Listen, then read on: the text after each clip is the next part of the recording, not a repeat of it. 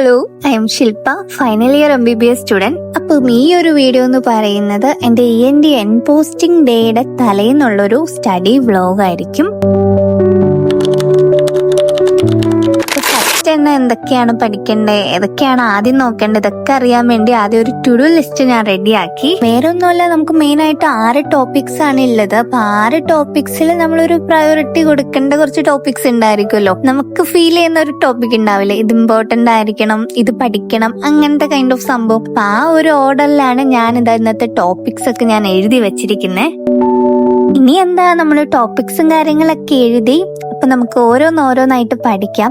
അപ്പൊ ഞാൻ ഫസ്റ്റ് പഠിക്കാൻ വേണ്ടി പോകുന്നത് ആദ്യത്തെ ഒരു കേസായിട്ടുള്ള അഡിനോടോൺസിലൈറ്റിസ് ആണ്. അപ്പൊ അത് ആദ്യം പഠിക്കാന്ന് ഞാൻ വെച്ചു. സംഭവം ഇത് അഡിനോടോൺസിലൈറ്റിസ് ആയതുകൊണ്ട് തന്നെ നമ്മൾ 2 ടോപ്പിക്ക് പഠിക്കണം. അതായത് അഡിനോയിഡ്സും ടോൺസിലും. അതായത് ഇപ്പൊ അഡിനോയിഡ്സ് മാത്രം എടുത്തിട്ട് അതിന്റെ എത്തിയോളജി എന്താണ്, അതിന്റെ ക്ലിനിക്കൽ ഫീച്ചേഴ്സ് എന്തൊക്കെയാണ്, അത് ഭയങ്കര ഇമ്പോർട്ടന്റ് ആണ്. പിന്നെ അതുപോലെ തന്നെ അതിന്റെ ഇൻവെസ്റ്റിഗേഷൻസ്, മാനേജ്മെന്റ് കാര്യങ്ങളൊക്കെ. അതുപോലെ തന്നെ ടോൺസിൽസിന്റെ ആയാലും ടൈപ്സും എത്തിയോളജിയും ക്ലിനിക്കൽ ഫീച്ചേഴ്സ് ഒക്കെ ഉണ്ട്, അത് പഠിക്കണം. പിന്നെ മെയിൻ ആയിട്ട് വരുന്ന സർജിക്കൽ പാർട്ട് ഉണ്ട്. അതായത് അഡിനോഡെക്ടോമി, ടോൺസിലെക്ടോമി, അതിന്റെ സ്റ്റെപ്പ്, പിന്നെ പോസ്റ്റ് ഓപ്പറേറ്റീവ് കെയർ, കോംപ്ലിക്കേഷൻസ്, അങ്ങനെ ഇങ്ങനെ കുറെ കാര്യങ്ങളുണ്ട്. അപ്പൊ അത് 2 സെപ്പറേറ്റ് ആയിട്ട് തന്നെ പഠിക്കണം. അപ്പൊ അതിൽ ഞാൻ ഇപ്പൊ ഫസ്റ്റ് പഠിക്കുന്നത് അഡിനോയിഡ്സ് ആണ്. അപ്പൊ നിങ്ങൾക്ക് എന്റെ ബുക്ക് കാണുമ്പോൾ അറിയാം, ഞാൻ ഓൾറെഡി ഈ ഒരു ടോപ്പിക്ക് പഠിച്ചിട്ടുണ്ട്. വേറെ ഒന്നുമല്ല, ഞാനിപ്പം ENTയിലെ 2ാമത്തെ തവണയാണ് ഞങ്ങൾക്ക് പോസ്റ്റിംഗ് ഉള്ളത്. അപ്പൊ ഞങ്ങൾക്ക് ഫസ്റ്റ് പോസ്റ്റിംഗ് കഴിഞ്ഞ ദിവസവും ഇതുപോലെ തന്നെ ഞങ്ങൾക്ക് ഒരു പോസ്റ്റിംഗ് എക്സാം ഉണ്ടായിരുന്നു. അതായത് 6 കേസ് ഉണ്ട്. ആ 6 കേസ് ഏതെങ്കിലും ഒരു കേസ് നമുക്ക് കിട്ടും. അത് നമ്മളൊരു കേസ് ഷീറ്റ് ആയിട്ട് നമ്മൾ എഴുതിയിട്ട് നമ്മൾ ഫാക്കൽറ്റി എടുത്ത് പ്രസന്റ് ചെയ്യണം. അപ്പൊ അന്നും ഞാൻ ഓൾറെഡി ഈ 6 ടോപ്പിക്ക് ഒരു തവണ വായിച്ചിട്ടുണ്ട്. അത് മാത്രമല്ല, ഈ അഡിനോയിഡ് എന്ന് പറഞ്ഞ ഈ ഒരു ടോപ്പിക്ക് ഇത്തവണത്തെ എന്റെ പോസ്റ്റിംഗിന് സമയത്ത് എന്റെ സെമിനാർ ടോപ്പിക് ആയിരുന്നു. അതുകൊണ്ട് തന്നെ കുറെ തവണ വായിച്ചിട്ടുള്ളത് കൊണ്ട് തന്നെ ഈ അഡിനോയിഡൊക്കെ വായിക്കാൻ കുറച്ചുകൂടെ ഈസി ആയിരുന്നു. പിന്നെ അത് മാത്രമല്ല, മുമ്പത്തെ പോസ്റ്റിംഗിൽ എനിക്ക് ഈ അഡിനോടോൺസിലൈറ്റിസ് ആയിരുന്നു എനിക്ക് കിട്ടിയ കേസ്. അതുകൊണ്ട് തന്നെ വൈവയ്ക്ക് സാർ എന്തൊക്കെയായിരിക്കും ക്വസ്റ്റ്യൻസ് ചോദിക്കുന്നേ എന്നുള്ളൊരു ഐഡിയ ഉണ്ടായിരുന്നു. അതുകൊണ്ട് ഈ ഒരു ടോപ്പിക്ക് പഠിക്കാൻ കുറച്ചുകൂടെ ഈസി ആയിരുന്നു. പക്ഷെ ഒരു കോമഡി എന്താന്ന് വെച്ചിട്ടുണ്ടെങ്കിൽ, മുമ്പത്തെ പോസ്റ്റിങ്ങിന്റെ സമയത്ത് എന്താന്ന് വെച്ചാൽ ENT കുറച്ചുകൂടെ ഒരു നൈസ് ഒരു ഡിപ്പാർട്ട്മെന്റ് ആണ്. അപ്പൊ അതുകൊണ്ട് തന്നെ ലാസ്റ്റ് ടൈം കുറച്ച് ഓവർ കോൺഫിഡൻസ് ഉണ്ടായിട്ട് പോയതുകൊണ്ടാണെന്ന് തോന്നുന്നു എന്റെ വൈവ കുറച്ച് ഫ്ലോപ്പ് ആയിരുന്നു. അതുകൊണ്ട് തന്നെ എനിക്ക് ഇത്തവണ നല്ലപോലെ ചെയ്യണം എന്നുള്ള ഭയങ്കര ഒരു ആഗ്രഹം ഉണ്ടായിരുന്നു. അപ്പൊ ഞാൻ എന്താ ചെയ്തതെന്ന് വെച്ചിട്ടുണ്ടെങ്കിൽ, രാവിലെ എഴുന്നേറ്റിട്ട് ഇപ്പൊ എന്റെ കേസ് ഓൾറെഡി മുമ്പത്തെ തവണ ഇതായതുകൊണ്ട് എനിക്കറിയാം സാർ എന്തൊക്കെയാ ക്വസ്റ്റ്യൻ ചോദിച്ചിട്ടുണ്ടായിരുന്നു. ബാക്കി 5 കേസിൽ സാർ എന്തൊക്കെയായിരിക്കും ചോദിക്കുന്നതെന്ന് അറിയാനുള്ള മെയിൻ ക്വസ്റ്റ്യൻസ് അറിയാൻ വേണ്ടി എന്റെ ഫ്രണ്ട്സ് ഞാൻ മെസ്സേജ് ഇട്ടു. എനിക്ക് ഈ ടോപ്പിക്കല്ലേ ഉണ്ടായിരുന്നത്, സാർ എന്തൊക്കെയാ ക്വസ്റ്റ്യൻ ചോദിച്ചിട്ടുള്ളതെന്ന് പറഞ്ഞ് ഞാൻ മെസ്സേജ് ഒക്കെ ഇട്ടു. ദിവസം ഞാൻ എന്റെ എക്സാമിന് പോയപ്പോഴേക്കും എന്റെ പിള്ളേരെല്ലാം കൊന്നില്ലെന്നേ ഉള്ളൂ. രാവിലെ എഴുന്നേറ്റപ്പോ ഒരാളുടെ മെസ്സേജ് വന്നിരിക്കും, എന്തൊക്കെ പഠിക്കണ്ടേ, നമുക്ക് ട്രോമ തരാൻ വേണ്ടി എന്നൊക്കെ പറയുന്നത് എന്നെ കുറെ ഇട്ട് കളിയാക്കി. അത് വേറൊന്നും അല്ലായിരുന്നു. കഴിഞ്ഞ തവണ ഞാൻ പറഞ്ഞില്ലേ, എനിക്ക് കുറച്ച് ട്രോമ കിട്ടി.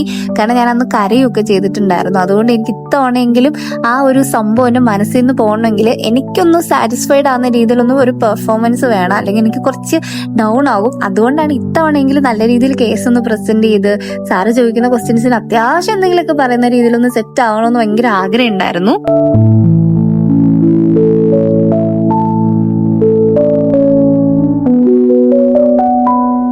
അപ്പൊ നമ്മുടെ ആദ്യത്തെ 2 ടോപ്പിക്, അതായത് അഡിനോയിഡ്സും ടോൺസിലും, അത് 2 നമ്മൾ കംപ്ലീറ്റ് ചെയ്തു. അപ്പൊ അത് റിലേറ്റ് ചെയ്ത് 2 കേസാണ് ഉള്ളത്. ഒന്ന് അഡിനോടോൺസിലൈറ്റിസും പിന്നെ അതുപോലെ തന്നെ അഡിനോയിഡ് ഹൈപ്പർട്രോഫി എന്ന് പറഞ്ഞിട്ടുള്ള ഈ 2 കണ്ടീഷനാണ് ഉള്ളത്.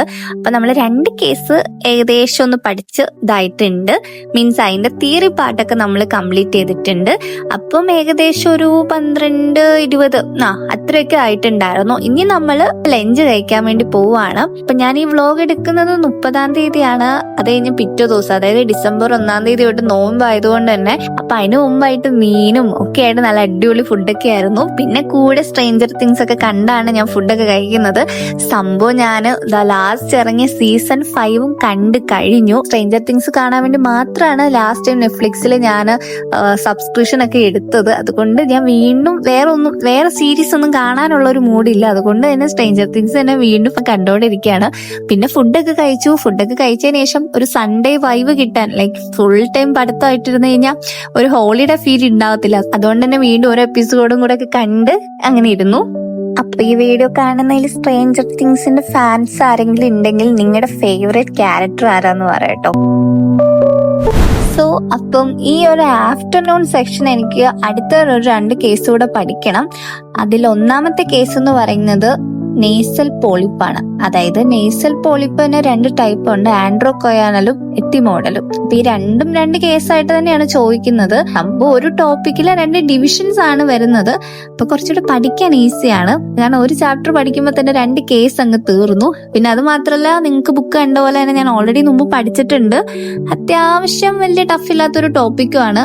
പിന്നെ ഈ ഒരു ഉച്ച ടൈമിൽ കുറച്ച് ഈസി ടോപ്പിക് ആയതുകൊണ്ട് വലിയ ബുദ്ധിമുട്ടും ഉണ്ടായിരുന്നില്ല. പിന്നെ എനിക്ക് പഠിക്കാൻ കുറച്ചുകൂടെ ഇഷ്ടമുള്ളൊരു രീതിയും അതുപോലെ തന്നെ പഠിച്ചാൽ കുറച്ചുകൂടെ ഒരു നല്ലൊരു മെമ്മറി പവർ തരുന്ന ഒരു സംഭവമാണ്. ലൈക്ക് നമുക്ക് ഒരാളെ പഠിപ്പിച്ചു കൊടുക്കുന്ന പോലെ പഠിക്കുക. അതായത് നമ്മുടെ കൂടെ വേറെ ആരെങ്കിലും വേണമെന്നൊന്നും ഇല്ല. അതായത് ഇപ്പൊ ഒരു ടോപ്പിക്ക് ഞാൻ പഠിച്ചതിന് ശേഷം ഏകദേശം കുറച്ച് ഓക്കെ ആയെന്ന് തോന്നിക്കഴിഞ്ഞാൽ ഞാൻ എൻ്റെ ഫ്രണ്ടിൽ ആരെങ്കിലും ഉണ്ട്, എന്തെങ്കിലും ഫ്രണ്ടോ ആരെങ്കിലും ഒക്കെ ഉണ്ടെന്ന് ഞാൻ ജസ്റ്റ് ഇമാജിൻ ചെയ്യും. എന്നിട്ട് അവർക്ക് പറഞ്ഞു കൊടുക്കുന്ന പോലെ പഠിക്കും. അങ്ങനെ പഠിക്കുന്ന സമയത്ത് കുറച്ചുകൂടെ നമുക്ക് ഈസി ആണെന്ന് തോന്നും. എക്സാമിന്റെ സമയത്തായാലും പെട്ടെന്ന് ഓർക്കാൻ കുറച്ചിട്ട് ഒരു നല്ലൊരു മെത്തേഡായിട്ട് തോന്നിയിട്ടുണ്ട്. ഇപ്പൊ എന്റെ മുമ്പത്തെ വീഡിയോസിലൊക്കെ കുറെ പേര് ചോദിക്കുന്നുണ്ട് പഠിച്ചൊക്കെ മറന്നു എന്താ ചെയ്യേണ്ടതെന്ന്. അങ്ങനെയുള്ളവർക്ക് ഇങ്ങനെ ഒരു ടെക്നിക്ക് ഒന്ന് ചെയ്ത് നോക്കിക്കഴിഞ്ഞാൽ നല്ലതായിരിക്കും. ജസ്റ്റ് എന്തെങ്കിലും പഠിച്ചിട്ട് റൂമിലിരുന്ന് ഒറ്റയ്ക്കിരുന്ന് പറയാം, ഇന്നതാണ് സംഭവം, ഇങ്ങനെയാണ് എന്ന രീതിയിലൊക്കെ. പിന്നെ പ്രത്യേകിച്ച് വേറൊരു ഗുണം എന്ന് വെച്ചിട്ടുണ്ടെങ്കിൽ ഇപ്പൊ വൈവയ്ക്കൊക്കെ ആണെങ്കിലും നമുക്കൊരു കൈൻഡ് ഓഫ് ഒരു പ്രാക്ടീസ് പോലെയൊക്കെ ആയിരിക്കും. അതായത് ഇവിടെ നമ്മൾ ഒരു സ്റ്റുഡന്റ് ആയിട്ട് തന്നെ ഇരിക്കുക, ഒരു ഫ്രണ്ടിൽ ഒരു എക്സാമിനർ ഉണ്ടെങ്കിൽ അവർ നമ്മുടെ അടുത്ത് ഇങ്ങനെയൊക്കെയാണ് ചോദിക്കുന്നത് എന്ന രീതിയിൽ നമ്മളൊന്ന് പറഞ്ഞ് പഠിച്ചു കഴിഞ്ഞാൽ ഇപ്പം എന്നെപ്പോലെ ഒരാൾക്ക് എൻ്റെ ഒരു സ്വഭാവം എന്ന് വെച്ചാൽ അല്ലെങ്കിൽ എൻ്റെ ഒരു സംഭവം എന്ന് വെച്ചിട്ടുണ്ടെങ്കിൽ ഇപ്പൊ കുറെ കാര്യങ്ങളൊക്കെ പഠിക്കും, ഒക്കെ മനസ്സിലുണ്ടായിരിക്കും. ലൈക്ക് എഴുത്ത് നമുക്ക് പ്രശ്നമില്ല, കാരണം അത് നമ്മുടെ ലോകമാണല്ലോ. പക്ഷെ അതല്ലാണ്ട് നമ്മളൊരു ഫ്രണ്ടിൽ ഒരു എക്സാമിനർ ഇരുന്നിട്ട് നമ്മളോട് പെട്ടെന്ന് ചോദിക്കുന്ന സമയത്ത് മനസ്സിലുണ്ടെങ്കിൽ അത് പുറത്തൂടെ വരത്തില്ല. കുറച്ച് അങ്ങനെ ഒരു പ്രശ്നമുണ്ട്. ഇപ്പൊ എന്റെ കൂട്ടത്തിലായാലും എന്റെ കൂടെ ഉള്ള ഫ്രണ്ട്സിന്റെ ഇടയിലുള്ളവരുണ്ട്, അതുപോലെ തന്നെ അങ്ങനെ പല ആൾക്കാരുണ്ടായിരിക്കും. അങ്ങനെ ഉള്ളവർക്ക് കുറച്ചെങ്കിലും ലൈക്ക് ഞാൻ അങ്ങനെ എന്റെ എല്ലാം കംപ്ലീറ്റ് ആയിട്ട് സൂപ്പറായിട്ട് ഇപ്പോഴും നടക്കുന്നു എന്നല്ല ഞാൻ പറയുന്നത്. പക്ഷെ ലൈക്ക് അതിൽ വേറൊരു ഫാക്ടർ എന്ന് പറയുന്നത് നമ്മുടെ ഫ്രണ്ടിൽ ഇരിക്കുന്ന ഫാക്കൽറ്റിയും ഡിപ്പെൻഡ് ചെയ്തിരിക്കും. ചില ഫാക്കൽറ്റി നമുക്ക് ഭയങ്കര കംഫർട്ടബിൾ ആയിട്ടുള്ള ഫാക്കൽറ്റി ഉണ്ട്. അങ്ങനെ ഉള്ളവരടുത്ത് നമുക്ക് കുറച്ചുകൂടെ ഈസിയാണ്. ലൈക്ക് ഇപ്പൊ എന്റെ പോസ്റ്റിങ്ങിൽ ഇപ്പൊ END നടന്ന ഒരു സംഭവം, അത് ഞാൻ ലാസ്റ്റ് പറയാം. അപ്പൊ അങ്ങനെയൊക്കെയാണെങ്കിൽ നമുക്ക് കുറച്ചുകൂടെ ഈസിയാണ്. അത് ഒരു വേറൊരു കാര്യമാണ്, നമ്മുടെ ഫാക്കൽറ്റി ഡിപ്പെൻഡ് ചെയ്യുന്നത്. അതല്ലാത്ത പക്ഷം നമുക്ക് കുറച്ചുകൂടെ ഒന്ന് ഈസി ആക്കാൻ വേണ്ടി ഈ പറഞ്ഞ പോലെ ജസ്റ്റ് ഇങ്ങനെ പറഞ്ഞ് ഒക്കെ പഠിക്കുകയാണെങ്കിൽ കുറച്ചുകൂടെ നമുക്കൊന്ന് ഈസി ആയിട്ട് പറയാൻ വേണ്ടി പറ്റുമെന്ന് തോന്നുന്നു. അപ്പൊ ഒരു 4 മണിയൊക്കെ കഴിഞ്ഞപ്പോഴേക്കും നമ്മുടെ ആ 2 ടോപ്പിക്കും കൂടെ കവർ ചെയ്തു കേട്ടോ.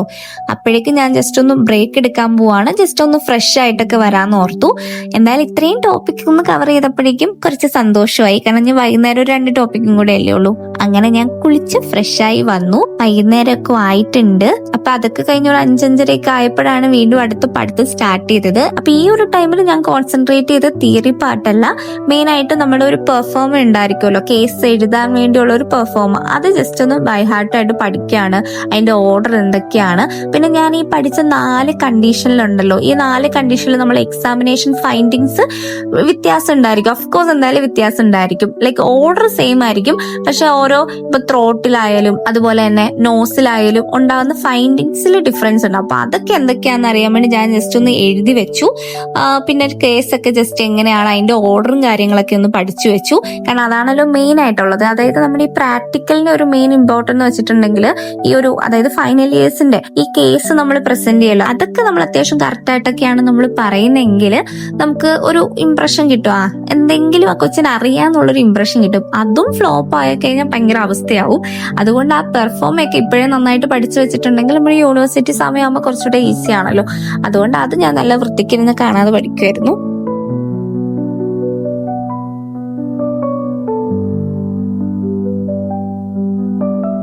അതിനുശേഷം ഞാൻ പോയി ഡിന്നർ കഴിച്ചു. ഡിന്നർ ഞാൻ പുറത്തുനിന്ന് കേട്ടോ മേടിച്ചത്, മോമോസ്. അത് ഞാൻ പറഞ്ഞില്ലേ, നാളെ നോമ്പ് സ്റ്റാർട്ട് ചെയ്യുന്നോണ്ട് ഞാൻ എന്തെങ്കിലുമൊക്കെ ഒന്ന് ഇച്ചിരി സ്പെഷ്യലായിട്ട് മേടിച്ച് കഴിക്കാമെന്ന് ഓർത്തു. അതിനുശേഷം വീണ്ടും പഠിക്കാൻ വേണ്ടി പോയി. എന്താ സംഭവം എന്ന് വെച്ചിട്ടുണ്ടെങ്കിൽ ലാസ്റ്റ് എടുത്ത ഈ 2 ടോപ്പിക് ഒന്നെങ്കിൽ ഞാൻ നല്ലപോലെ സാച്ചുറേറ്റഡ് ആയിട്ടായിരിക്കും, അല്ലെങ്കിൽ ആ ഒരു ടോപ്പിക് എനിക്ക് ഇഷ്ടമില്ലാത്തിട്ടായിരിക്കും. എന്തോ എനിക്ക് ഈ ഒരു ടൈം ആയപ്പോഴേക്കും എനിക്ക് പഠിക്കാനുള്ള മൂഡ് മൊത്തം പോയി. പിന്നെ അത് മാത്രമല്ല, ഫുഡൊക്കെ നല്ലപോലെ കഴിച്ചിട്ടുണ്ടെങ്കിൽ നല്ല ഉറക്കം വന്നു. പിന്നെ ഞാൻ എന്നെ തന്നെ ഇങ്ങനെ മോട്ടിവേറ്റ് ചെയ്തിട്ട് വീണ്ടും കട്ടിലിൽ പോയി കിടന്നിട്ട് വീണ്ടും ഞാൻ എഴുന്നേറ്റ് വന്ന് വീണ്ടും ഇരുന്ന് പഠിച്ചു. എനിക്ക് തീരെ പറ്റുന്നില്ലായിരുന്നു. ഞാൻ അന്ന് പ്രാർത്ഥിച്ച സംഭവം എന്ന് വെച്ചിട്ടുണ്ടെങ്കിൽ, അയ്യോ എനിക്ക് DNS കേസ് കിട്ടല്ലേ എന്നായിരുന്നു. DNS കേസോ അല്ലെങ്കിൽ CSOM കേസോ എനിക്ക് കിട്ടല്ലേ എന്നായിരുന്നു ഞാൻ പ്രാർത്ഥിച്ചത്.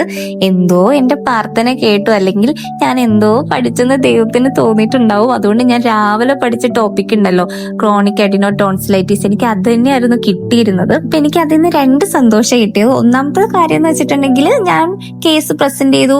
ഞാൻ അത് കേസൊക്കെ പെർഫോം ഒക്കെ വായിക്കുന്ന സമയത്ത് സാർ അത്യാവശ്യം നല്ല ഒരു ഓക്കെ ആയിരുന്നു. ലൈക്ക് ഒരു ഇറിറ്റേറ്റഡ് ആയതുപോലൊന്നും അല്ലായിരുന്നു. ആൾ നല്ല ഹാപ്പി ആയിരുന്നു. അത് മാത്രമല്ല, സാറ് ചോദിച്ച കുറെ ക്വസ്റ്റ്യൻസിൽ അത്യാവശ്യം കുറെ ക്വസ്റ്റ്യൻസിനൊക്കെ ആൻസേഴ്സ് പറയാൻ വേണ്ടി പറ്റി. അപ്പൊ എനിക്ക് ഭയങ്കര സന്തോഷമായി, ഭയങ്കര ഒരു ഹാപ്പി ആയിരുന്നു. കാരണം ഇട്ട എഫോർട്ടിന് ഒരു റിസൾട്ട് കിട്ടിയല്ലോ. പിന്നെ രണ്ടാമത്തെ കാര്യം എന്താന്ന് വെച്ചിട്ടുണ്ടെങ്കിൽ, ഞാൻ പറഞ്ഞില്ല, ആദ്യത്തെ തവണ എനിക്ക് ഇതേ കേസായിരുന്നു കിട്ടിയത്. അന്ന് നല്ലപോലെ ഫ്ലോപ്പായി. അതേ കേസ് ഇത്തവണ നന്നായിട്ട് പറയാൻ വേണ്ടി പറ്റിയതിന്റെ ഒരു സന്തോഷം ഉണ്ടായിരുന്നു. അങ്ങനെ എന്റെ ഒരു ENT പോസ്റ്റിങ്ങും കാര്യങ്ങളും അതോടെ കഴിഞ്ഞു. നമ്മുടെ ഈ സ്റ്റഡി വ്ളോഗും ഇതോടെ കഴിഞ്ഞു. അപ്പൊ അത്രയേ ഉള്ളൂ ഈ ഒരു വീഡിയോ. നിങ്ങൾക്ക് ഇഷ്ടമായിട്ടുണ്ടെങ്കിൽ ലൈക്ക് ചെയ്യുക, കമന്റ് ചെയ്യുക, സബ്സ്ക്രൈബ് ചെയ്യുക. അപ്പൊ അടുത്തൊരു വീഡിയോയിലേക്ക് കാണാം. ബൈ.